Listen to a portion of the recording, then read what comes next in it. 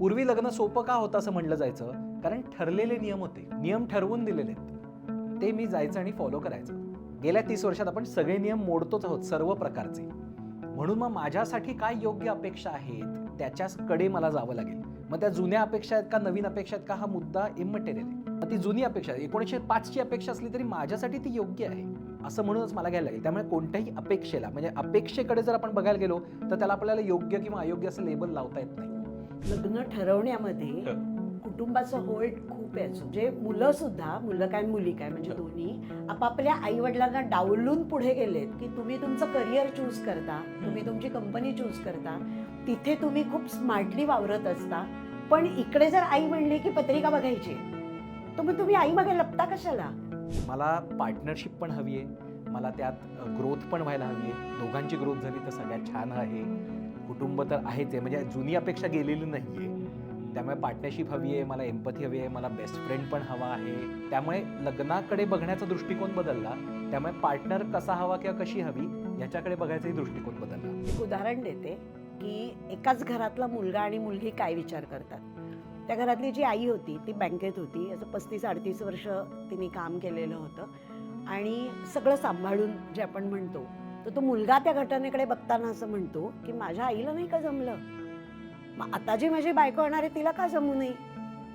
आणि त्या घरातली मुलगी असं बघते की आईला हे सगळं करताना केवढा त्रास झालाय, केवढी तिला कसरत करावी लागली, मी माझ्या आयुष्यात हे कधीच करणार नाही. त्यामुळे आम्ही मुलामुलींना काय म्हणतो, तुम्हाला काय नकोय ते ठरवा.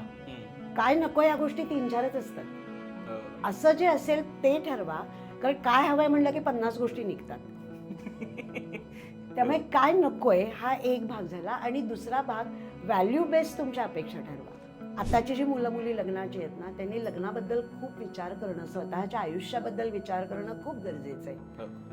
कारण जसं माझ्या आईबाबांचं घडलं झालं तसं माझं होईल असं म्हणण्यात काही पॉईंट नाही आहे आता.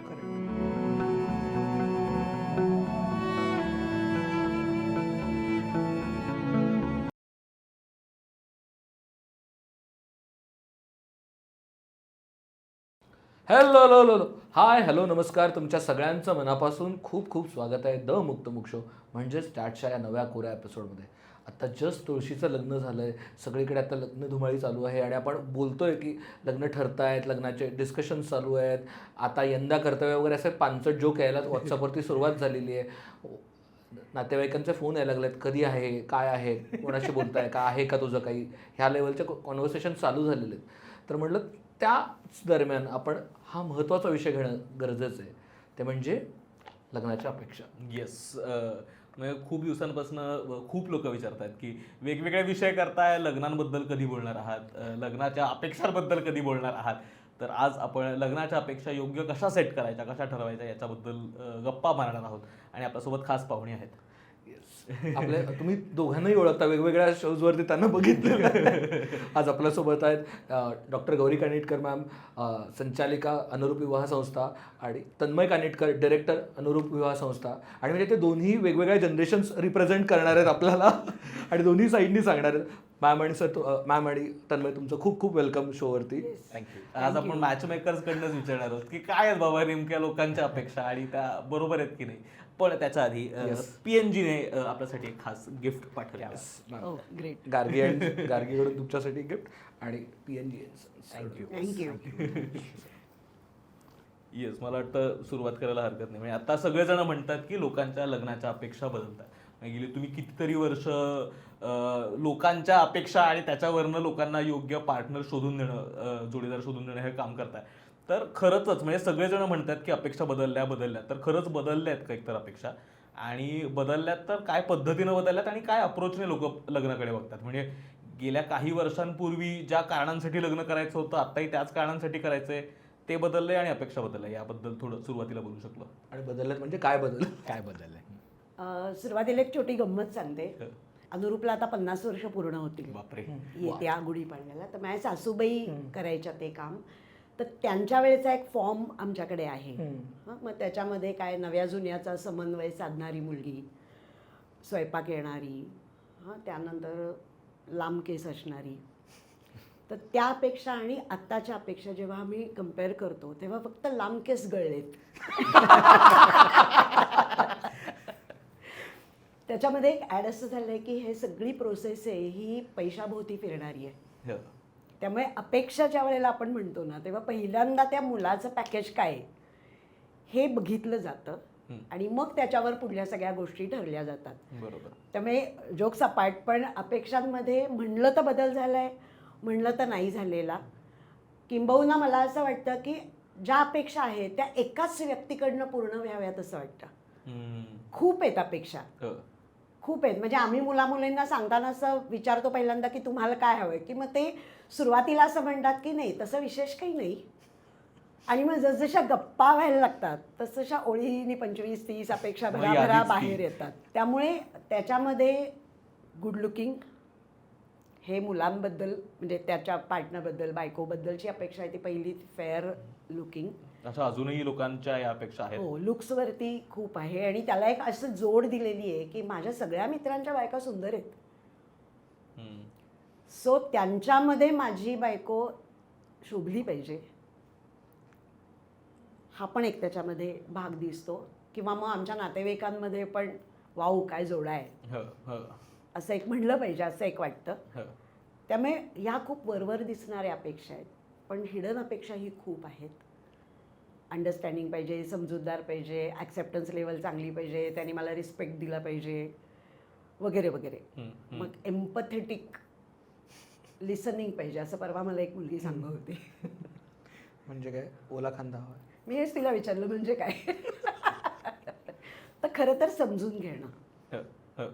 आणि मला नेहमी असं वाटतं की एम्पथीमध्ये ना इमोशन्स जास्त असतात. बरोबर.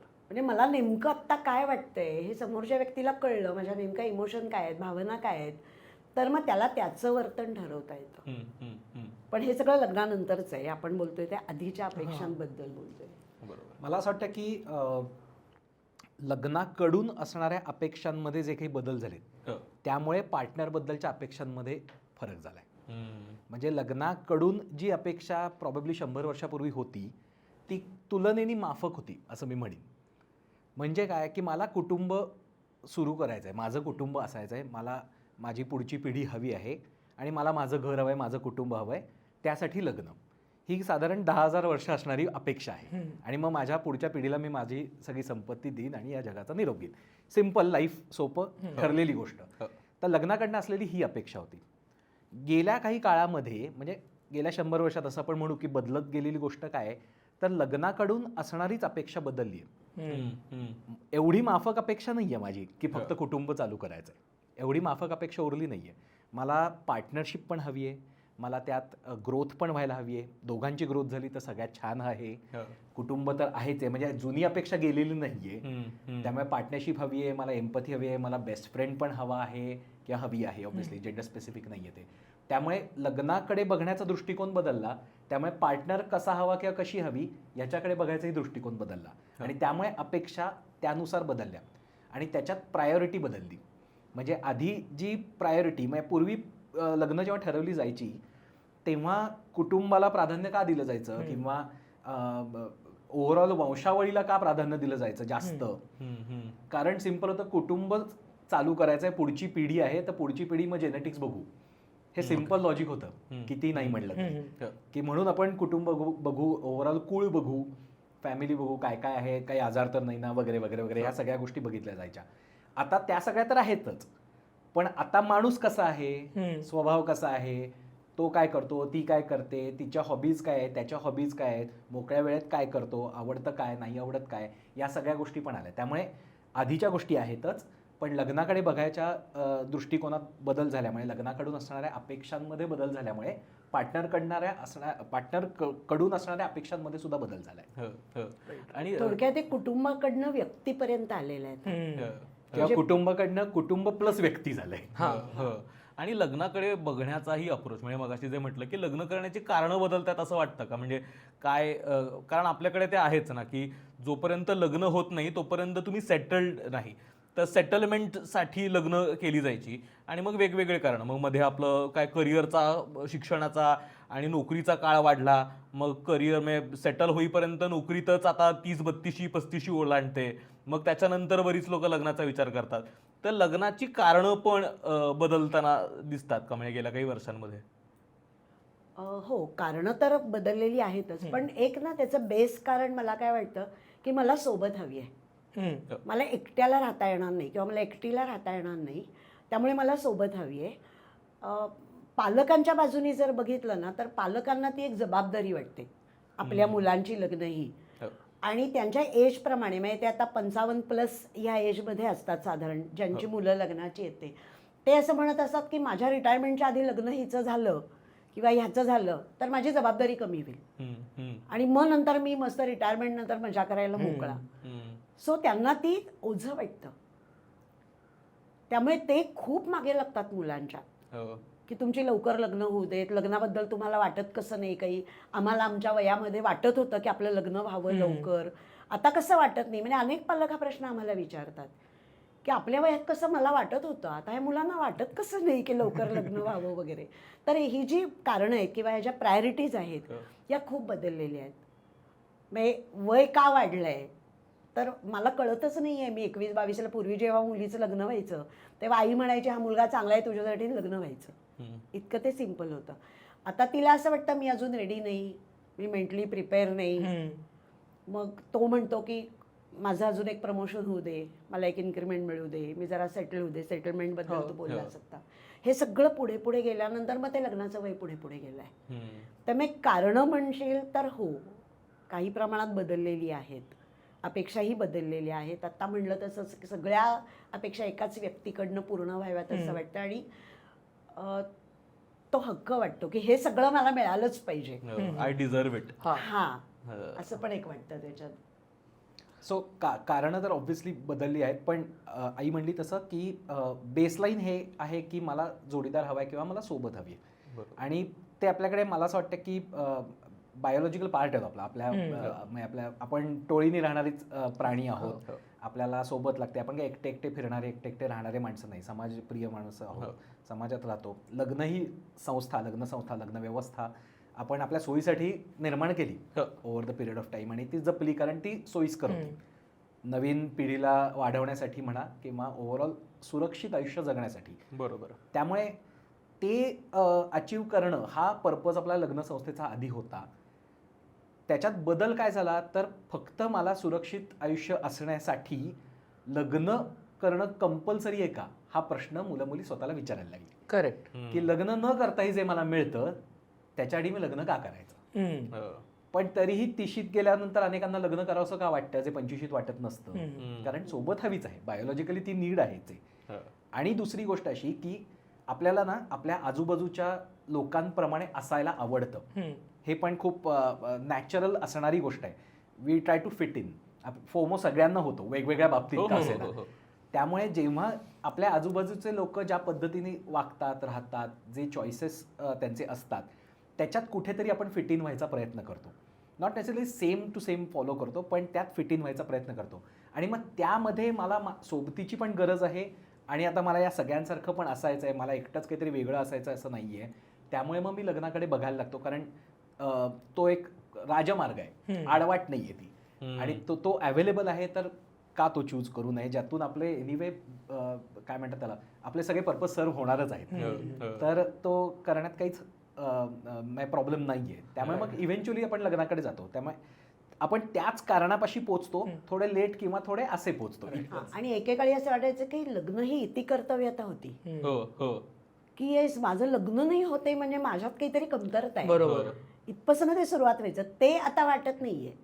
म्हणून ते लग्नाचं वय पुढे गेलेलं आहे. पण कधी ना कधीतरी असं वाटतंच की येस आता लग्न व्हायला पाहिजे. करेक्ट. आता तू जे म्हणालास ना ते मला खूप इंटरेस्टिंग वाटतं की वयाच्या 25व्या वर्षी वाटतं की नाही नको आहे मला, काही गरज नाही. आणि 30शीला गेलं ती पण मी म्हणजे पूर्वी लग्न का करत होतं कारण मला एक सिक्युरिटी मिळत होती, मला एक इकोसिस्टम मिळत होती, मला सगळं गोष्टी ज्या मिळत होत्या त्या आता विदाऊट लग्नही मला मिळतात. म्हणजे अगदी स्पष्टच बोलायचं तर फिजिकल नीड्सला पण लग्नाची गरज नाही, तुम्हाला कंपॅनियनशिपला पण लग्नाची गरज नाही. ह्या सगळ्या गोष्टी विदाऊट लग्नही मिळतात. तर हे असताना मी लग्न जर करणार असेल तर कुठेतरी लग्नाकडनंच्या अपेक्षा वाढत आहेत का? कारण मला जर एखादी स्पेसिफिक मेसच लावायची असेल, मला जे बाहेर जेवण छान मिळतं, मला हवं तसं खाता येतं आहे, तर मी मेस लावताना मग माझ्या अपेक्षा खूपच जास्त वाढत आहेत का कुठंतरी? कारण का I am so much expose to so many other options and good options with freedom. की इतकं जर सगळे ऑप्शन्स इतके चांगले असते तर लग्नाकडे बघितलं पण गेलं नसतं. पण तसं होत नाही, कारण बाकीचे ऑप्शन म्हणजे ज्या मेसचा तू उल्लेख केलास, it's not a good restaurant, it's a mess. त्यामुळे सो सांगायचा हेतू असा की नॉट नेसेसरीली सगळे ऑप्शन्स सगळ्या पद्धतीने त्यावेळी फुलफिल करतात सगळ्या गोष्टी. त्यामुळे ते ऑप्शन्स लुक्रेटिव्ह वाटतात, पण इन द लॉंग रन ते लुक्रेटिव्ह असतात का हे अर्थात हा परत सब्जेक्टिव्ह पार्ट आहे. आणि त्यातल्या सगळ्या गोष्टी लुक्रेटिव्ह वाटतील असं नाही. म्हणजे फिजिकल नीड्सचा तू उल्लेख केलास तर ती होतीये, पण सोशल सिक्युरिटी बद्दल काय बरं असेल, फायनान्शियल सिक्युरिटी बद्दल, लिगल सिक्युरिटी बद्दल काय बरं असेल, ऑफस्प्रिंगच्या भविष्याबद्दल काय सिक्युरिटी असेल, याच्याबद्दल ॲम्बिग्विटी आहे. तर जेव्हा असे प्रश्न पडायला लागतात, अशा पद्धतीचा विचार व्हायला लागतो, फॅमिलियल इन्व्हॉल्वमेंट. कारण आज मी मिलेनियल जनरेशनचा आहे आणि म्हणून माझं मत हे आहे, जेनझीचं काहीतरी एक मत असणार आहे. बरोबर. पण ते इंडिपेंडंट नाही आहेत. इंडिपेंडंट इन द सेन्स एकटे नाही आहेत, इंडिपेंडंट आहेत पण ते एकटे नाही आहेत, दे आर नॉट अलोन. ते फॅमिलीचा पार्ट आहेत, समाजाचा पार्ट आहेत. आणि पुन्हा एकदा समाजात फिट इन व्हायचं असेल, फॅमिलीत फिट इन व्हायचं असेल तर आपण हा कल घेतोच की माझ्या आईला काय बरं आवडेल, मला माझ्या कुटुंबात काय बरं ॲक्सेप्टेबल असेल, काय ॲक्सेप्टेबल नसेल, मी ते तसंच्या तसं फॉलो करतो का, हा परत सब्जेक्टिव्ह पार्ट. पण त्याचा विचार माणसं करतातच. आणि त्यानंतर आपण जेव्हा बघतो तेव्हा म्हणतो की मेसपेक्षा आपण काहीतरी बेटर ऑप्शन. आता आपण फॅमिलीबद्दल पण बोललो ना, तर आपल्याकडे लग्न कसं दोन कुटुंबाचं लग्न होतंय, दोन व्यक्तींचं नाही वगैरे, या कॉन्सेप्टने त्या लग्नाकडे बघतो. तर ज्यावेळेस या अपेक्षा घेऊन ही मुलं किंवा मुली येतात त्यावेळेस खरं तर त्या अपेक्षा त्यांच्या असतात की त्यांच्या कुटुंबाच्या असतात. कारण जर मला कळलं की मला लग्न करायचं आहे आणि या माझ्या अपेक्षा आहेत, तर कदाचित मी त्या अपेक्षांवरती ठाम राहीन. कारण लग्न करताना बऱ्याचदा हेच होतं ना की मी अपेक्षा अशा बंडलमध्ये घेऊन जातो आणि त्यातल्या काही पुऱ्या नाही झाल्या की मला असं वाटतं की अरे ही व्यक्ती योग्य नाही. पण मला माझ्या अपेक्षा आणि माझ्या कुटुंबाच्या अपेक्षा यातलं हे वेगळ्याच करता येत नाहीत. तर ज्या येतात त्या अपेक्षा माझ्या असतात की त्या माझ्या कुटुंबाच्या असतात. लग्न ठरवण्यामध्ये कुटुंबाचं होल्ड खूप आहे अजून. म्हणजे मुलं काय मुली काय म्हणजे दोन्ही आपापल्या आईवडिलांना डावलून पुढे गेलेत असं होत नाही. म्हणजे मला या गोष्टीचं नेहमी आश्चर्य वाटतं. डावलण्यापेक्षा सुद्धा मला काय वाटतं की तुम्ही तुमचं करिअर चूज करता, तुम्ही तुमची कंपनी चूज करता, तिथे तुम्ही खूप स्मार्टली वावरत असता, बॉसला कसं डील करायचं, हँडल करायचं ते सगळं करत असता. पण इकडे जर आई म्हणली की पत्रिका बघायची आहे, तर मग तुम्ही आई मागे लपता कशाला? तिथे तुम्ही इंडिपेंडेंटली का नाही असं म्हणत की सॉरी मला नाही पत्रिका बघायची, मला एखादा मुलगा आवडला किंवा एखादी मुलगी आवडली तर मला त्या मुलाबरोबर किंवा मुलीबरोबर लग्न करायचं आहे.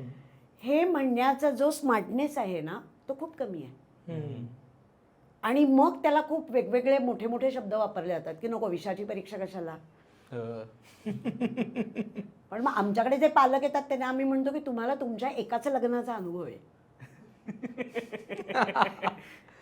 त्यामुळे अपेक्षा सेट करताना मला नेहमी असं वाटतं की तो मुलगा काय किंवा मुलगी काय त्याच्या स्वभावाप्रमाणे अपेक्षा सेट केल्या गेल्या पाहिजेत. म्हणजे स्वची ओळख हा जो काही एक कन्सेप्ट आहे सायकोलॉजीमधला की मला नेमकं काय झेपणार आहे आणि काय झेपणार नाही आहे हे खरं तर फक्त त्या व्यक्तीलाच माहीत असतं, त्याच्या आईला बाबांना सुद्धा नाही. बरोबर.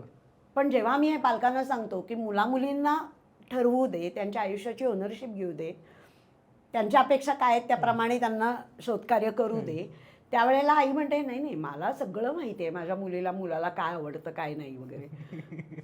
तर मला खूप असं वाटतं की उंबरठ्याबाहेर मुलाचं किंवा मुलीचं पाऊल पडलं की खरं तर पालकांचा कंट्रोल संपलेला आहे आत्ताच्या जगामध्ये, पूर्वीसारखं ते नाही आहे. तर या ठिकाणी सुद्धा आपली मुलगी मुलगा बाहेर कशी वागतात, काय वागतात, त्यांचे मित्र कोण आहेत, ते कुठल्या डेटिंग साईटवर आहेत, यातली कुठलीही माहिती पालकांना नसते. आणि त्यांच्या कल्पना काय आहेत लग्नाबद्दलच्या किंवा मगाशी प्रीमॅरिटल सेक्सचा उल्लेख झाला त्याबद्दलच्या कल्पना काय आहेत हे पालकांना माहीत नसतं. त्यामुळे आमच्या फॉर्ममध्ये ब्रेकअपचा एक कॉलम आहे. आता जरा बदल झाला आहे पण एक 3 वर्षापूर्वीपर्यंत त्या ब्रेकअपला जर टिक केलेली असेल तर आईवडील म्हणायचे हा नको मुलगा ह्याचा ब्रेकअप झालाय. पास्ट रिलेशनशिपबद्दल इन्फॉर्मेशन अशा. हां म्हणजे पास्ट रिलेशनशिपबद्दल असं. तर आता असा मुलगा किंवा मुलगी शोधून नाही सापडणार. हो हो ॲब्सोल्युटली. कारण लग्नाचं वय इतकं पुढे गेलं की तुम्ही असं म्हणूच नाही शकत की ह्याला काही पास्ट रिलेशनशिप किंवा हिला नको. असं म्हणू नाही शकत. पण आता कसं त्याच्यात बदल काय आहे सांगते मी. पालकांच्या अपेक्षांमध्ये आत्ता तो किती मिळवतो किंवा ती किती मिळवते, घर स्वतःचं किंवा आईवडिलांचं आहे का, कुठल्या एरियात आहे, त्या मुलावर किंवा मुलीवर जबाबदाऱ्या नाही आहेत ना, काही लोन काढलेलं नाही आहे ना, हा दृष्टिकोन पालकांचा आहे. बरोबर. हां, मुलामुलींचा दृष्टिकोन असा आहे, त्यांनी कुठल्या युनिव्हर्सिटीमधनं ग्रॅज्युएशन केलं आहे, पोस्ट ग्रॅज्युएशन केलं आहे, मग नोकरीला तो किंवा ती इतक्याव्या वर्षी लागली ना, आता मध्ये 5 वर्ष गेली तरी एवढाच पगार वाढलाय. हा पण एक त्यांचा म्हणजे जज करायचा मुद्दा असतो. हे पालकांना कळतच नाही. हा दृष्टिकोन नसतो त्यांचा. त्यामुळे आमच्याकडे जेव्हा मुलं मुली येतात तेव्हा तो एक गठ्ठा घेऊन येतात अपेक्षांचा. त्याच्यामध्ये पालकांच्याही असतात, मुलामुलींच्याही असतात.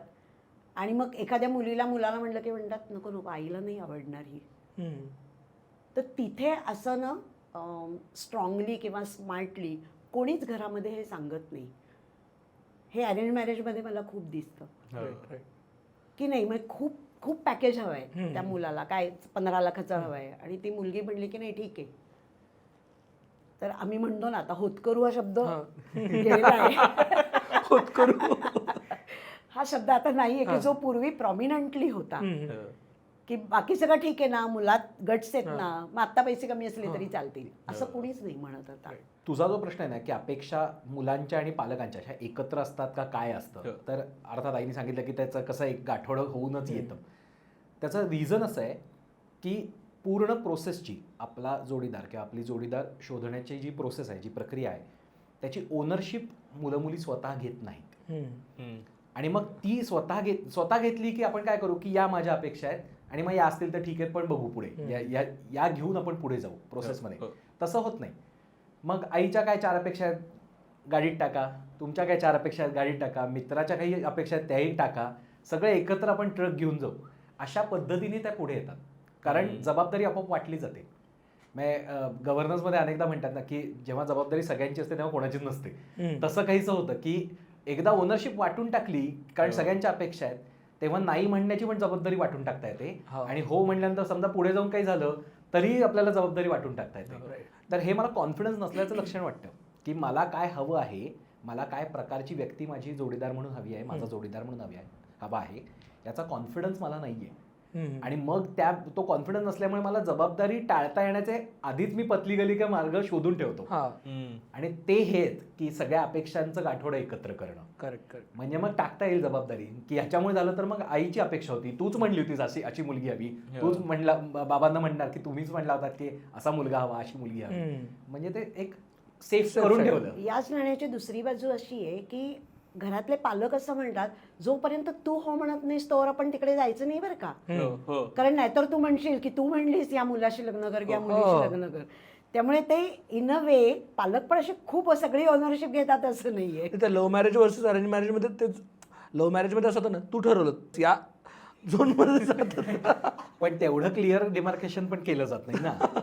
त्यामुळे डिमार्केशनच नाही, शेअरिंग ऑफ रिस्पॉन्सिबिलिटी नाही, ओनरशिपची शेअरिंग नाही, म्हणजे शेअरिंगच आहे फक्त, ओनरशिप कोणी घेतलेलीच नाही. आणि त्यामुळे मग ते जे आहे ते सगळंच घेऊन जाऊ. कारण त्यातलं चूज करायचं झालं तर कोणाला तरी तो डिसिजन घ्यायला लागणार, त्यातला कशाला प्राधान्य द्यायचं आहे, कशाला प्रेफरन्स द्यायचा आहे. त्यामुळे अनेकदा मी अनेक मुलींना म्हणतो की यातली प्रायोरिटी काय आहे, तुझ्या अपेक्षा तू सगळ्या सांगितल्यास, यातली हायएस्ट प्रायोरिटी गोष्ट काय आहे की सगळ्यात महत्वाची आहे. नाही, या सगळ्याच प्रायोरिटी नंबर 1 आहेत असं होतं. कारण ते लावताच येत नाही, कारण तो निर्णय झाला ना. आतापर्यंत फक्त कलेक्शन केलेलं आहे अपेक्षांचं. पण एकदा तुम्ही प्रायोरिटी सेट करायला लागलात आणि एकदा तुम्ही मुलांना भेटायला लागलात, मुलींना भेटायला लागलात की त्यानुसार तुम्हाला अॅनालाइज पण करायचंय, तिथे निर्णयाकडे जाता आणि निर्णय आला की डिसिजन घ्यायला लागतो, डिसिजन आला की ओनरशिप आली. आणि आता आपण प्रायोरिटीज बद्दल बोलत होतो ना, तर कशा सेट करायच्या? म्हणजे मला आता लग्नासाठी काय त्या मुलगी मुलगा शोधायला लागायचंय, तर कशा सेट करायच्या माझ्या अपेक्षा? म्हणजे मी स्वतःत काय बघितलं पाहिजे, समोरच्या पार्टनरमध्ये सेटच कशा करायचा? कारण जर मला त्या माहिती असतील ना की या 4 गोष्टी आहेत, कारण त्या अपेक्षा त्या मी लग्न करायला ठरवण्या आधीपासून माझ्याकडे रेडी असतात की ज्या टिपिकल असतात ना की दिसायला अशी हवी, नोकरी करणारी हवी, राहायला. पण याबद्दल फारसं डिस्कशन होत नाही. म्हणजे जर अरेंज मॅरेज करायचं असेल तो फॉर्म भरताना कदाचित येतील, पण अदरवाईज अपेक्षांबद्दलचं चर्चा आणि त्याचं कॉन्व्हर्सेशन्स होत नाहीत. तर सेटच कशा करायच्या अपेक्षा? आणि त्या याच्यातच ना त्यातला म्हणजे तू जसं आता म्हणालास की प्रायोरिटी नंबर 1च आहेत सगळ्या, तर मग अवघडच आहे. मग त्यात काय गोष्टी बाबा निगोशिएबल आहेत आणि काय गोष्टी नॉन निगोशिएबल आहेत. बाबा हे मला पाहिजेच आणि ठीक आहे, हे असलं तर छान आहे, सोने पे सुहागा. एक्झॅक्टली. त्यामुळे आम्ही मुलींना काय म्हणतो, तुम्हाला काय नकोय ते ठरवा. काय नको या गोष्टी 3-4च असतात नॉन निगोशिएबल. की आय कॅनॉट स्टँड इट. असं जे असेल ते ठरवा. कारण काय हवंय म्हणलं की 50 गोष्टी निघतात. त्यामुळे काय नकोय हा एक भाग झाला. आणि दुसरा भाग व्हॅल्यू बेस्ड तुमच्या अपेक्षा ठरवा. Very interesting. प्लीज आपण त्यावर जरा थोडं elaboratively Correct. बोलू. आता ज्या वेळेला आम्ही मुलांना असं म्हणतो व्हॅल्यू बेस्ड, तेव्हा त्यांना व्हॅल्यू म्हणजे काय हे सांगावं लागतं. म्हणजे आपल्या शाळेमध्ये सध्या मूल्य शिक्षण होतं. तर कसं आहे, पंक्च्युअलिटी आहे, लॉयल्टी आहे, ट्रान्सपरन्सी आहे, या सगळ्या ज्या व्हॅल्यूज आहेत तर या माझ्या आहेत, त्या तुझ्या आहेत का, या मला खूप महत्त्वाच्या वाटतात. मला ट्रान्सपरन्सी खूप महत्त्वाची वाटते, मला स्पेस खूप महत्त्वाची वाटते.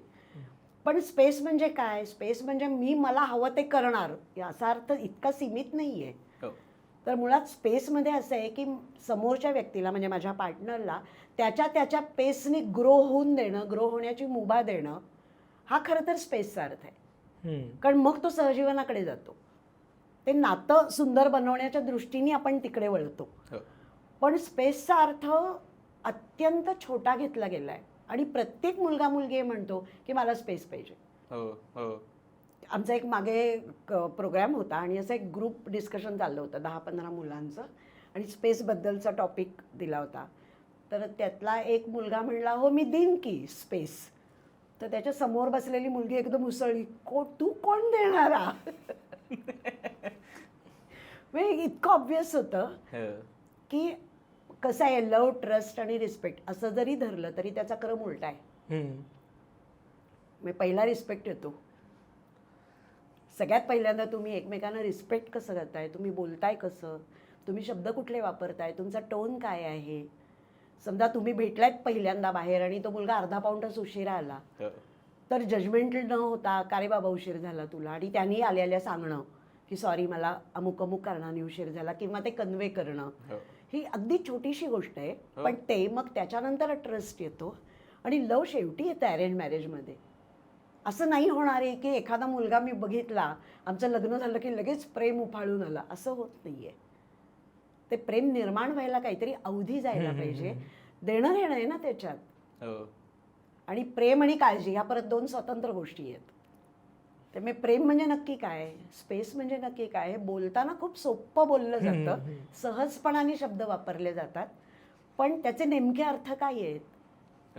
त्याच्यातनं मला काय हवं आहे, एकतर ना मला असं वेळी वाटतं की आताची जी मुलं मुली लग्नाची आहेत ना, त्यांनी लग्नाबद्दल खूप विचार करणं, स्वतःच्या आयुष्याबद्दल विचार करणं खूप गरजेचं आहे.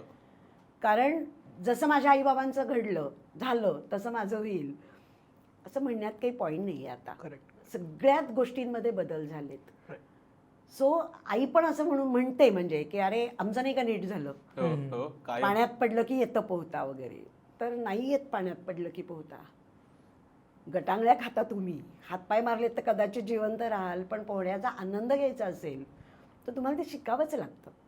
तर न शिकता तुम्हाला येत नाही. आणि आत्ताच्या जनरेशनला हे शिकण्याची खूप गरज आहे. आणि मग ते स्वच्या अभ्यासाकडे येतं. मला काय हवं आहे, काय नको आहे, माझं आयुष्य मला कसं जायला हवं आहे. पण मला असं वाटतं दुर्दैवाने हे खूप कॅज्युअली घेतलं जातं. मला हा मुद्दा खूप मला तो इलॅबरेट करायचा आहे. अपेक्षा आम्ही असं म्हणतो की तुम्ही काय हवंय पेक्षा काय नकोय वरती आधी प्राधान्याने फोकस द्या. कारण ते तुम्हाला नक्की माहिती असतं की काय मला काय नको आहे. नॉन निगोशिएबल मला काय चालूच शकत नाही, चला डबल अंडरलाईन असे जे गोष्टी असतात त्या मला माहिती असतात. काय हवं आहे हा जो पार्ट आहे ना, हा ह्युमनली मला असं वाटतं इम्पॉसिबल आहे तुम्हाला सांगणं. म्हणजे तुम्ही तुमच्या अगदी तुम्ही 15-20 वर्ष ओळखत असलेल्या तुमच्या अत्यंत जवळच्या मित्राला किंवा मैत्रिणीबद्दलचं तुम्ही डिस्क्रिप्शन द्यायचं ठरवा, आणि तरी तुम्हाला 100% त्या व्यक्तीबद्दल सगळं सांगता येईल का हे तुमचं तुम्ही उत्तर द्या. आणि नाहीच सांगता येणार, कारण माणसाला इतके कंगोरे असतात. मग एखाद्या माणसाबद्दल तुम्ही म्हणाला अरे तो एकदम रिलायबल माणूस आहे, एकदम मस्त माणूस आहे, आणि दुसरा माणूस येऊन त्याच्या एक्झॅक्ट उलट तुम्हाला त्याच माणसाबद्दल सांगेल. कारण वेगळ्या परिस्थितीमध्ये वेगळा अनुभव वेगळ्या व्यक्तीला आलेला असतो. त्यामुळे एका माणसाचे अनेक कंगोरे असतात. इथे तुम्ही काय हवंय असं जेव्हा घेऊन येता तेव्हा इमॅजिनरी व्यक्तीचे कंगोरे सांगू इच्छिता, हे ह्युमनली इम्पॉसिबल आहे. आणि मग ती फ्रेमवर्क घेऊन तुम्ही जाणार आणि म्हणणार की या फ्रेमवर्कमध्ये बसणारा माणूस द्या, जे शक्यच नाहीये. आणि आणि म्हणूनच हेच आम्हाला होतं आता असं की आधी अपेक्षा सेट करतात आणि मग त्या इमेजमध्ये ह्या माणसाला आणून बसवायचंय. कॅरेक्टर लिहायचं आणि मग ऍक्टर शोधायचं आहे. करेक्ट. आणि त्याचा प्रॉब्लेम काय होतो की आधी सगळं फ्रेमवर्क ठरवलेली आहे आणि त्याच्यात बघायचं जेव्हा प्रयत्न केला तो तेव्हा नॅचरली अनेक लोक मिस होतात. पण खरं तर ह्युमनली हे इम्पॉसिबलच असल्यामुळे मला काय आवडणार आहे हे माझ्या विचारांमध्ये मी ह्युमनली इम्पॉसिबलच गोष्ट आहे, त्याच्यातल्या अनेक गोष्टी मिस होतात, अनेक प्रोफाईल्स बघायची राहून जातात, अनेक मुलांना मुलींना भेटणं राहून जातं, नॅचरली लग्न ठरण्याची प्रोसेस पुढे जाते. म्हणजे असं. आणि याही पलीकडे जाऊन जेव्हा लोक प्रोफाईल्स बघतात तेव्हा काय घडताना दिसतं, जे आमचं 50 वर्षाचा एक्सपिरियन्स आहे असं सांगितलं तरी हरकत नाही, की एखादा मुलगा की एखादी मुलगी येते आणि म्हणते की माझी अमुक अमुक अपेक्षा आहे, अमुक तमुक अपेक्षा आहे, पण त्या अपेक्षेच्या एक्झॅक्ट बाहेरचीच व्यक्ती आवडून जाते आणि त्या व्यक्तीशी लग्न होतं. मला अजिबात काही झालं तरी भारताबाहेरचा मुलगा नको आणि मुलगी ऑस्ट्रेलियात आहे लग्न झाल्यावर. हे इतक्या वेळा दिसतं, रोज दिसतं. हे का दिसतं? कारण मला काय हवंय हे मला एक्झॅक्टली सांगणं ह्युमनली इम्पॉसिबल आहे. हवेत गोळीबार करू नका. So, तुम्हाला कन्स्ट्रक्टिव्हली ते जर सर्च करायचं असेल तर काय हवंय याच्या तुमच्या काही ढोबळ आयडिया असू शकतात, पण ते तुमचा रेफरन्स पॉइंट असू शकतो, ते तुमचं स्टेन्सिल नाही असणार आहे. हां, ते ग्रामर ठरलं पाहिजे की बाबा ह्या गोष्टी आहेत. मला त्या ग्रामरबद्दलच आणि तू जे म्हणालास की ढोबळ म्हणून माहिती असलं पाहिजे, ठरवलं पाहिजे, असं काही बायफर्केट करू शकतो. म्हणजे आय एम शुअर ते असतातच की बाबा काही आर्थिक अपेक्षा असतात की त्या मुलांनी किंवा त्या मुलीने एवढं कमवलं पाहिजे किंवा तो ह्या समाजातला असला पाहिजे किंवा या सोशो इकॉनॉमिक कल्चरमधला असला पाहिजे. मुलांबद्दल म्हणजे मुलं हवी आहेत नको आहेत, अल्कोहोलबद्दलच्या सवयींबद्दलच्या अशा काही महत्त्वाच्या 5-6 अपेक्षा तुम्हाला दिसतात की ज्या खरं तर डील ब्रेकर असतात. दिसतात का? काय असतात? ॲक्च्युली मगाशी मी म्हणलं तसं आहे की नको असणाऱ्या गोष्टी खरंच कमी असतात आणि त्या तुम्हाला ओळखता यायला पाहिजेत. म्हणजे ज्या वेळेला एखादी मुलगी येते आणि म्हणते की मला एवढ्या पॅकेजवाला मुलगा पाहिजे, तर का पाहिजे असं विचारल्यावरती म्हणते की ज्युनियर सिनियर KGची एका वर्षाची फी 95,000 आहे, ती वाढतच जाणार पुढे. तर तुम्हाला चॉईस आहे ना की त्या शाळेत नाही घालायचं. सो जे आत्ता आपलं बोलणं आलं की ढोबळ आहे हे सगळं, याच्या मागे विचार नाही आहे की का पाहिजे इतकं, का गुड लुकिंग पाहिजे. मग तो ढोबळ विचार की माझ्या मित्रांमध्ये ती मित्रांच्या बायकांमध्ये शोभली पाहिजे किंवा मग तिला स्वयंपाकाची आवड पाहिजे. हे तर खूप कॉमन आहे. म्हणजे आता कधीतरी मुली पण मुलांना विचारतात तुला स्वयंपाकाची आवड आहे का वगैरे, येतो का स्वयंपाक करायला वगैरे. मला या बाबतीत पण असं नेहमी वाटतं की ज्याच्यासाठी आपण आयुष्यभर आटापिटा करतो पोटासाठी, ती गोष्ट सगळ्यांनी ऑप्शनला टाकली आहे. त्याची कारणच नाही कळत मला कधी, की असतील स्विगी झोमॅटो पण अजूनही बरीच ॲप्स निघतील. नाही असं नाही आहे. खिशाला परवडेलही तुमच्या, तुम्ही शिकलायत, खिसा चांगला आहे तुमचा, ठीक आहे, पोटाचं काय. आणि कला म्हणतो आपण स्वयंपाकाला, कला कुठली शिकली तर चांगलीच आहे ना. ते दोघांनी म्हणजे म्हणजे असं अजिबात म्हणणं नाही की तिलाच यायला पाहिजे वगैरे, अजिबात गरजेचं नाहीये. परंतु दिस इज नॉट माय एरिया वगैरे असं म्हणण्याचं कारण नाहीये. दोघांनी पण. आणि खूप मजा येते हे सगळं करताना. अर्थात ते मला वाटतंय ती मजा येते असं, पण या गोष्टीकडे लक्ष द्यायला हवं असं मला वाटतं. मला हे खूप इंटरेस्टिंग वाटतं, कारण आता ज्यावेळेस अपेक्षांबद्दल बोलतो ना त्यावेळेस पहिल्या ज्या गोष्टी डोळ्यासमोर येतात त्या म्हणजे पॅकेज किती आहे, दिसतो कसा आहे. म्हणजे ज्या काही ट्रान्झॅक्शनल आणि दिसतात अशा सगळ्या टँजिबल गोष्टींबद्दल बोलतात मुलं मुली, पण स्वभाव आणि काय व्हॅल्यूज काय आहेत, काय गोष्टी आवडतात नावडतात पासून ओपिनियन्स काय आहेत याच्याबद्दलचे कॉन्व्हर्सेशन्स खरंच होतात का लग्न करताना, म्हणजे लग्नाचे निर्णय घेताना. कारण खरं तर सहवासासाठी केलं जातं ना हे सगळं जे काही लग्न आहे ते. तर या बाकी गोष्टी जर मॅच नाही झाल्या, म्हणजे कदाचित आज थोडे पैसे कमी आहेत, उद्या दोघं मिळून एकत्र ते उभे करतील आणि काहीतरी होईल, पण काय तब्येतीविषयीचे कॉन्व्हर्सेशन्स असतील की काही आजार आहेत का, किंवा हायजीन बद्दलचे मुद्दे असतील, कारण तुम्हाला एकत्र सहवास हवा एकमेकांचा, तर याच्याबद्दलच्या कॉन्व्हर्सेशनला पण मुलं मुली प्रेफरन्स देतात का? डेफिनेटली देतात. म्हणजे अजिबातच असं म्हणण्यात अर्थ नाही की त्याला देत नाही. पहिलं फिल्टरिंग बेसिक ठरलेल्या अपेक्षांनी ती झालं की मग की माझं ठरलंय ना पॅकेजचं हे आहे, लोकेशन हे आहे, या गोष्टी आहेत, उंची 5 फूट 8 इंचापेक्षा जास्त हवी वगैरे वगैरे, याच्या एक उंची अत्यंत हा एक वेगळा विषय आहे. वेगळ्या उंचीवर अगदी या एक ठरलेले पॅरामीटर सेट करून अपेक्षा झाल्या आणि मग त्याच्यानंतर जी मुलं उरतात किंवा मुली उरतात त्यांच्याबरोबर बोलताना तू म्हणलास त्या सगळ्या गोष्टी येतातच. फायनल डिसिजन घेताना त्या सगळ्या गोष्टी मॅटर पण करतात. महत्वाचा मुद्दा हा येतो की यातल्या कशाला तुम्ही किती वेटेज देता. आणि त्या अपेक्षा मी म्हटलं तसं की जर तुमच्या डोक्यात ऑलरेडी काहीतरी फ्रेमवर्क असेल, ऑलरेडी चष्मा लावलेला असेल, तर काय आहे हे बघायचं राहून जातं. माणूस कसा आहे, माझ्या फ्रेममध्ये बसतोय का हे बघण्याच्या ऐवजी तुम्ही माणूस कसा आहे बघायचं राहून गेलं तर मग पुढे जाता येणार नाहीये. कारण तुम्ही चष्म्याने तो चष्मा लावूनच बघणार आहात. त्यामुळे ऍक्च्युअल रंग काय आहेत, ऍक्च्युअली काय आहे हे बघायचं राहून जातं. तर ते खूप महत्वाचं आहे की तो तुम्ही क्लिअर व्हिजननी, क्लीन स्लेटनी व्यक्तीला एकदा भेटताय का, तर क्लिअर व्हिजननी तुम्ही व्यक्तीला जोखू शकता. मी जजमेंट पण नाही म्हणत आहे. राईट. मॅम तुम्ही आत्ता बोलता बोलता म्हणालात की आपण उंची आणि ह्या सगळ्या गोष्टी बोललो, ढोबळ मानाने बोललो, त्याच्या मागे तुम्ही मगाशी विचारलं का, म्हणजे 95,000 रुपये फी किंवा तुला 15 लाखाचं 25 लाखाचं पॅकेज हवं आहे ते का, हे लोकांना ठरवताच येत नाही. कारण म्हणजे बऱ्याचदा आमची मध्ये एक एपिसोडमध्ये रील व्हायरल गेली होती की अपेक्षा असतात मुलींच्या की बाबा त्याचा फ्लॅट असला पाहिजे आणि वयाच्या 30व्या वर्षी पुण्यात बाहेरून आलेल्या मुलाचा फ्लॅट कसं शक्य आहे, म्हणजे आमच्या वडिलांनी पण नाही घेतला या पद्धतीने वगैरे ह्या सगळ्या कॉमेंट्समध्ये आलं. सो ह्यामागचं पालकांचं लॉजिक काय असतं साधारणतः अशा जेव्हा अपेक्षा असतात, आर्थिक अपेक्षा ज्या आपण बोलूया स्पेसिफिकली, तेव्हा त्या पालकांचं हे काय असतं आणि त्याच्यावरती मुलांच्या अपेक्षा काय असतात, म्हणजे हे जर आपण बोलू शकलो तर. कारण का हे आत्ता सगळीकडे म्हणजे प्रत्येक सोशल मीडिया प्लॅटफॉर्मवरती ह्याच्यावरती खूप डिबेट्स होत आहेत. पहिलं उंचीबद्दल सांगते. उंचीच्या बद्दलची अपेक्षा असते ती की तो जोडा शोभला पाहिजे. आता माझ्या सासूबाई काम करायच्या तेव्हा त्या म्हणायच्या इंच इंच लढवू नका. मी मगाशी आपण ज्या अपेक्षांबद्दल पूर्वीच्या आणि आत्ताच्या, तर काही अपेक्षा अशाच त्या पुढे आलेल्या आहेत, त्याच्यात काही बदल नाहीये. याच्याबद्दल मी असं म्हणते फक्त एकदाच आपण आपल्या लग्नात रिसेप्शनला शेजारी उभं राहतो, दुसऱ्यांदा उभं राहतो ते आपल्या मुलांच्या लग्नात, की जेव्हा काहीच फरक पडत नाही कोणाची उंची किती आहे आणि काय वगैरे. बरं, आपल्या लग्नातली उंची आपल्याला ॲडजस्ट करता येते, कोण मोठं उंच जास्त कमी वगैरे हा भाग आहे. हे उंचीबद्दल आहे. पण उंचीबद्दल खूप मुलं मुली स्ट्रिक्ट आहेत की नाही आम्हाला एवढी पाहिजेच. म्हणजे आय कॅनॉट स्टँड इटमध्ये तो एक भाग येतो त्यांचा. फायनान्शियल ह्याच्यामध्ये जर बघितलं ना तर ही अपेक्षा पालकांची पण आहे. म्हणजे आपण एस्पेशली मुलींच्या बाबतीत हे बघूया की खूप मुलांना सुद्धा रादर खूप वेगळ्या पद्धतीने आणि छान वाढवलं आहे. छान याचा अर्थ त्यांना कुठल्याच गोष्टीला नाही म्हणलं नाही आहे. घरात 1 किंवा 2 मुलं मुली आहेत, आई वडील दोघंही नोकरी करतात, आईच्या मनामध्ये तो गिल्ट आहे की मी मुलांना वेळ देऊ शकत नाहीये, होता आता नाही आहे, 40 वर्षापूर्वीची गोष्ट आहे.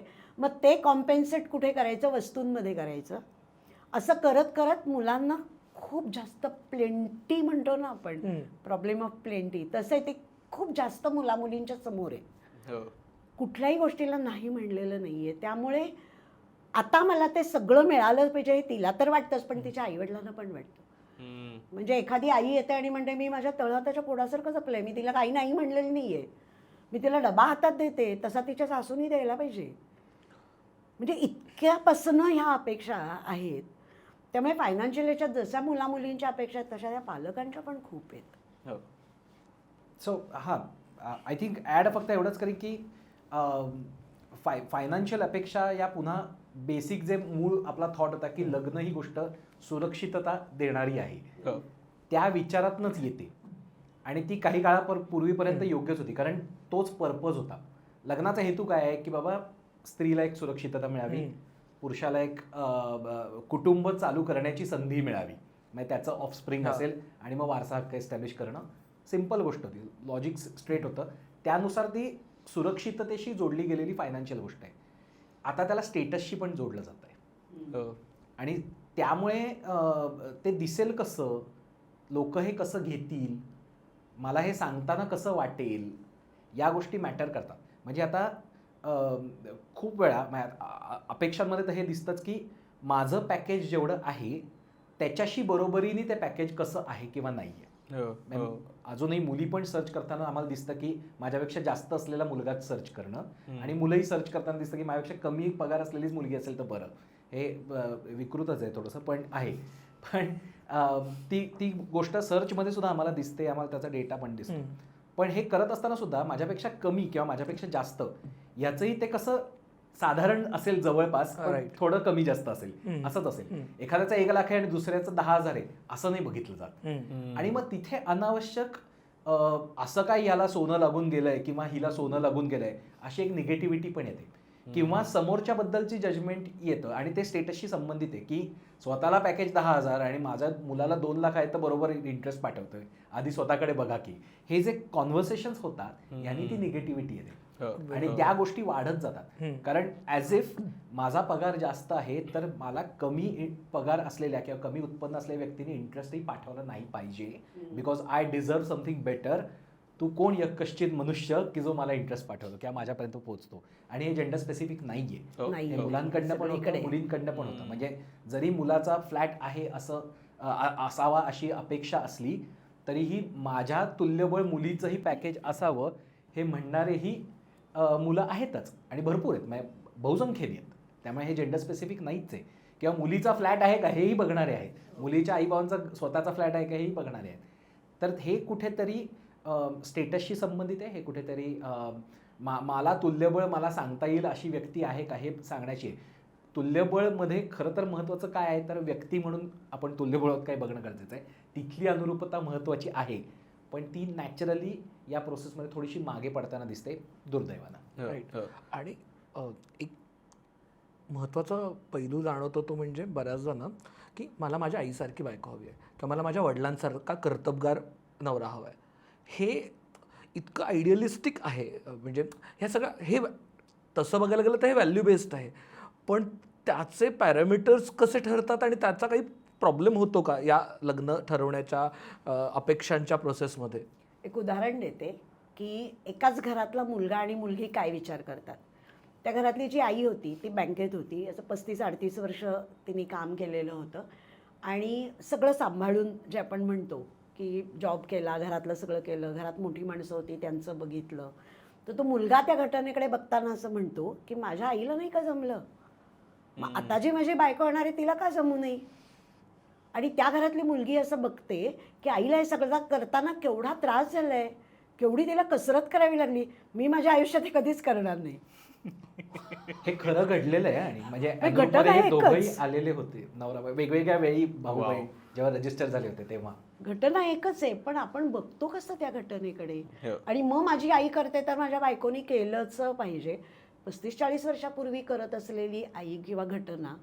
तर मग आम्ही मुलांना सांगतो की तुम्हाला जे असं आईने सहज केलंय वाटतं ना, विचारा ना आईला एकदा की आईला किती त्रास झालाय ते सगळं करताना, किती कष्ट पडलेत, सहज साध्य होतं का, कोणी तिला घरात मदत करत नव्हतं, सगळे ऑर्डर सोडत होते, तेव्हा काय केलं नेमकं तिने.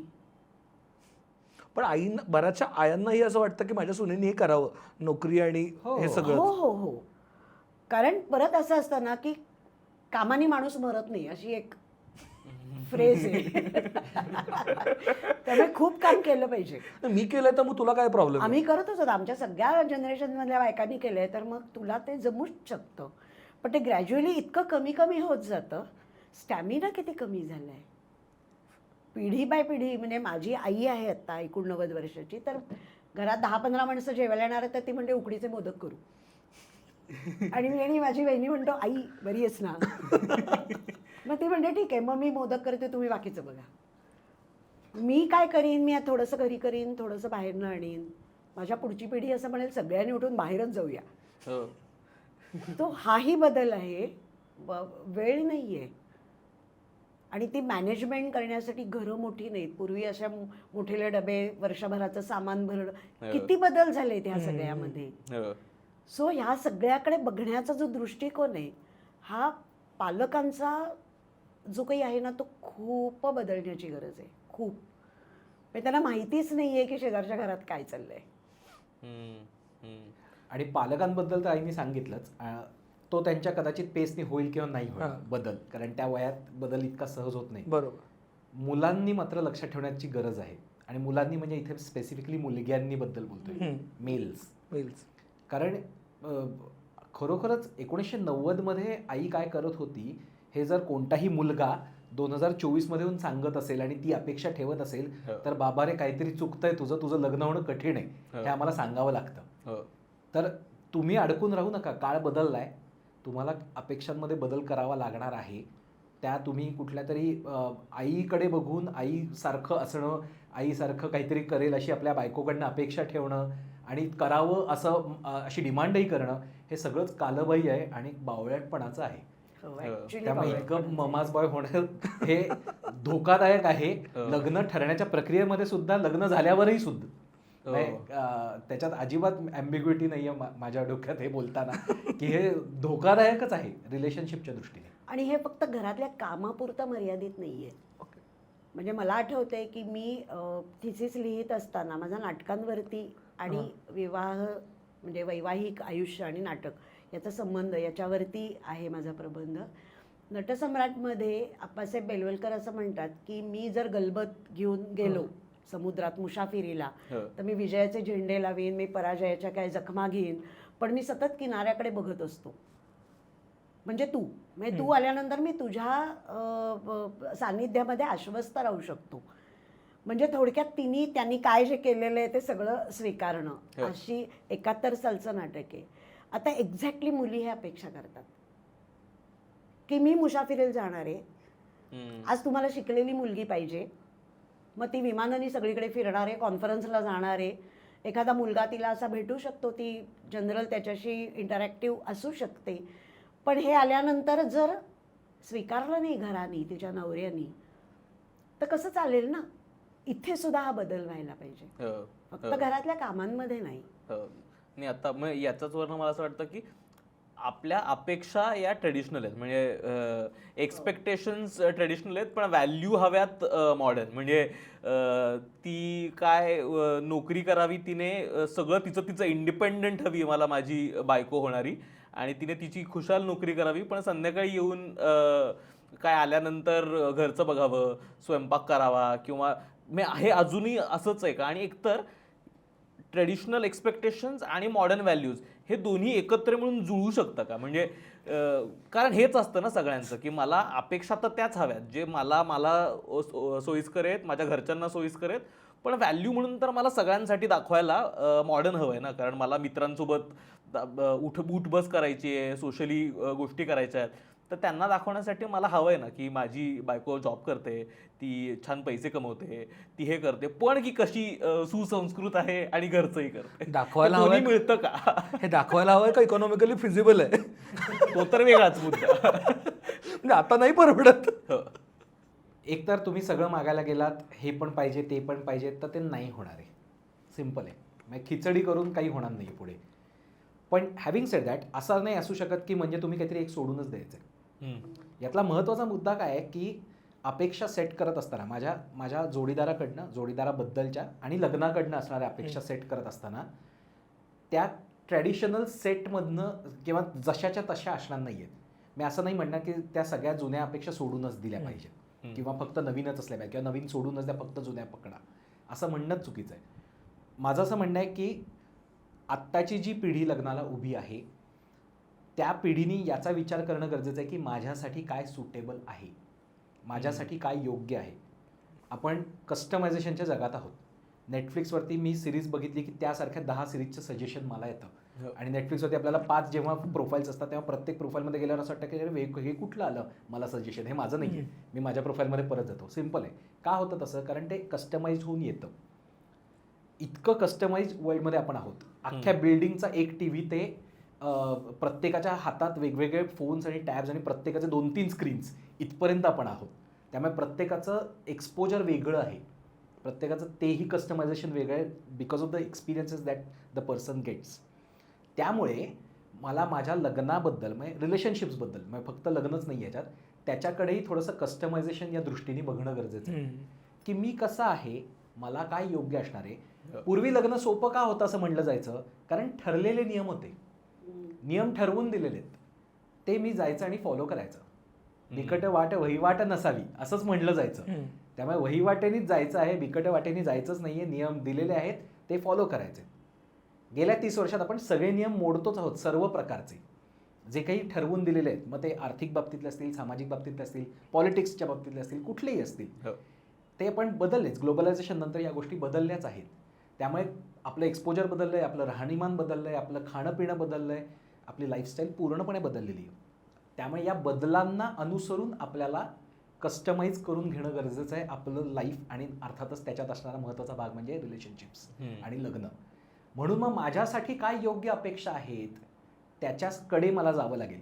मग त्या जुन्या अपेक्षा आहेत का नवीन अपेक्षा आहेत का, हा मुद्दा इमटेरियल आहे, तो महत्त्वाचाच नाही आहे. मला काय योग्य वाटतं, मग ती जुनी अपेक्षा 1905ची अपेक्षा असली तरी माझ्यासाठी ती योग्य आहे असं म्हणूनच मला घ्यायला लागेल. त्यामुळे कोणत्याही अपेक्षेला, म्हणजे अपेक्षेकडे जर आपण बघायला गेलो तर त्याला आपल्याला योग्य किंवा अयोग्य असं लेबल लावता येत नाही की ही अपेक्षा चुकीची आहे असं म्हणता येत नाही. पण मला सॉरी याच्याबद्दलच विचारायचं, म्हणजे काय सांगतो मी एक्झॅक्टली पिनपॉइंटेड. माझ्या मित्राचं एका उदाहरण आहे. त्याला प्रचंड खायला आवडतं आणि त्याला अजिबात बनवता येत नाही. आणि त्याचं असं म्हणणं होतं की माझ्या आई सुगरण आहे, तर मला स्वयंपाक बनवणारी आणि सुगरण बायकोच हवी, आणि त्याच्या दृष्टीने ही योग्य अपेक्षा होती. आता हे अपेक्षा घेऊन जर तुम्ही त्या लग्न संस्थेकडे बघायला लागलात आणि लग्नात, तर मग ते खूप अवघड होतं सगळ्या गोष्टी. मग अशा काही साधारणतः आपण त्रयस्थ म्हणून बघितलं तर त्या कुठेतरी वियर्ड किंवा विचित्र अपेक्षा वाटू शकतात, पण त्या व्यक्तीला त्या योग्यच वाटतात. मग सांगतो मी जेव्हा असं म्हणतो की योग्य अयोग्य याच्याकडे बघताना काय म्हणतात त्याला, आपल्याला लेबल लावता येत नाही असं मी म्हणलं, आणि मग तो एक उदाहरण मला दिलंस. आता यातला महत्त्वाचा मुद्दा कुठे आहे की योग्य किंवा अयोग्य हे ठरवत असताना तुम्ही का या प्रश्नाकडे जाता. मगाशी आपण बोललो की एखादी अपेक्षा का सेट झालेली आहे, आणि त्याच्याकडे तुमच्या ती अपेक्षा ठरवत असताना तुम्ही लग्नाकडे कसं बघत आहात आणि का बघत आहात. म्हणजे त्याच्यामध्ये आता या पर्टिक्युलर उदाहरणामध्ये तो मुलगा लग्नाकडे काय म्हणून बघत आहे, बायकोकडे काय म्हणून बघत आहे, आणि त्याचं कारण काय आहे. व्हेरी म्हणजे इम्पॉर्टंट. मला खायचं आहे ना, मी पण खवय्या मनुष्य आहे, मलाही खायला आवडतं, पण मला खायला आवडतं ना. आपण काय फोकस करतोय की कोणीतरी बनवून दिलेलं खायला आवडतं. मला आईने बनवून दिलेलं आवडतं. नाही, आतापर्यंत आईने बनवून दिलेलं आवडतं. बायकोनी बनवून दिलेलं हे कन्स्ट्रक्ट आहे, ते खरं नाहीये ना. दॅट इज ॲझम्पशन की बायको पण सुगरण असेल तर बायकोनी बनवून दिलेलंच मला आवडेल. अगेन मगाशी मी म्हटलं तसं हवेत गोळीबार आहे हा. काय मला हवं आहे याच्यावरती फोकस अतिरिक्त आहे. मला काय खरंच आवडतं तर ते खूप एका लाईनीतलं आहे. म्हणजे रॅशनली बघायला गेलं, रॅशनली आपण ते डिकन्स्ट्रक्ट केलं तर त्याला काय आवडतं की तो मुलगा खवय्या आहे, त्याला कोणीतरी खाणं बनवून दिलेलं आवडतं, हे दुसरं वाक्य. त्याला आईने बनवून दिलेलं खाणं आवडतं. इथे संपतं ना. त्याच्यावरती जे पुढचं आहे दॅट इज कन्स्ट्रक्ट. फॅक्ट काय आहे त्या या 3 वाक्यात संपलेली आहे. त्यामुळे त्याची अपेक्षा आहे ती फॅक्च्युअल नाहीच आहे. त्याची अपेक्षा ही इमॅजिनरी गोष्टींवरती आधारलेली आहे. आता हे जर त्या मुलाला सांगितलं तर तो म्हणेल की हां मग मी जरा विचार करतो, कारण माझी अपेक्षा कन्स्ट्रक्टेडच आहे. मला हे आवडेल कदाचित, कारण जी व्यक्ती भेटलेली नाही त्याला आयुष्यात, त्या व्यक्तीच्या हातचं ती फक्त सुगरण आहे म्हणून त्याला आवडेल हे त्याचं ऑलरेडी मान्य करून झालंय, जे इरॅशनलच आहे.